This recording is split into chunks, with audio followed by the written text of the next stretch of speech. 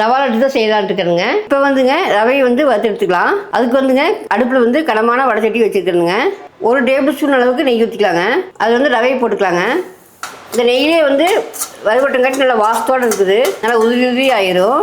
அப்போ வந்து நம்ம எடுத்துருவோணுங்க. ரவை வந்துங்க ஒரு பிளேட்டில் மாற்றிட்டுங்க.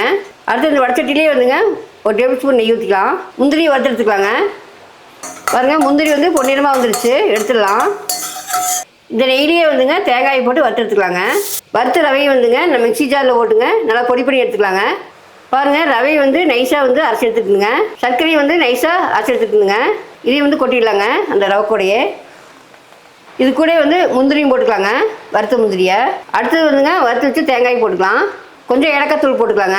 ஒரு 1/2 ஸ்பூன் போட்டுக்குங்க அளவு. இல்லை ஒன்று சேர்ந்து வறுத்து பாருங்கள். மாவு நல்லா கலந்து எடுத்துட்டேன். அதுக்கப்புறம் வந்துங்க பாலை வந்து நல்லா சூடு பண்ணி எடுத்துருக்கேன். நெய்யும் நல்லா சூடு பண்ணி எடுத்துக்கிறதுங்க. நெய்யை ஊற்றிடலாங்க. ஒரு 3 டேபிள் ஸ்பூன் இருக்குங்க நெய், அதை ஊற்றிக்கலாங்க. நெய்யை ஊற்றிட்டு நல்லா கலந்து விடலாங்க. இனி வந்துங்க சூடான பாலை வந்து கொஞ்சம் கொஞ்சமாக ஊற்றி நம்ம உருண்டை பிடிச்சிக்கலாங்க. பாருங்கள், 1/2 மணி நேரம் ஆயிடுச்சு. திறந்து பார்க்கலாம். இப்போ உருண்டை பிடிச்சா வந்துங்க நல்லா சைனிங்காக வருது பாருங்க, வெடிப்பு இல்லாமல். இதே வந்து கரெக்டான பக்குவங்க. இப்போ மீடியம் சைஸ்க்கே பிடிச்சிக்குங்க உருண்டை. ஒவ்வொரு முந்திரி வச்சு பிடிச்சிக்கலாம். கையில் வந்து கொஞ்சம் நெய் தொட்டுட்டிங்கன்னா நல்லா ஸ்மூத்தாக வருங்க. பாருங்க, இது மாதிரி ஒவ்வொரு உருண்டையை பிடிச்சி எடுத்துக்கலாங்க. பார்க்க அழகாக இருக்குது பாருங்க. இந்த ரவா லட்டுங்க வீட்டில் இருக்கிற பொருளையே வச்சுங்க குயிக்காக செஞ்சிடலாம். நீங்களும் இதே மாதிரி ட்ரை பண்ணி பாருங்கள். பார்த்துட்டு எப்படி இருக்குன்னு சொல்லுங்கள்.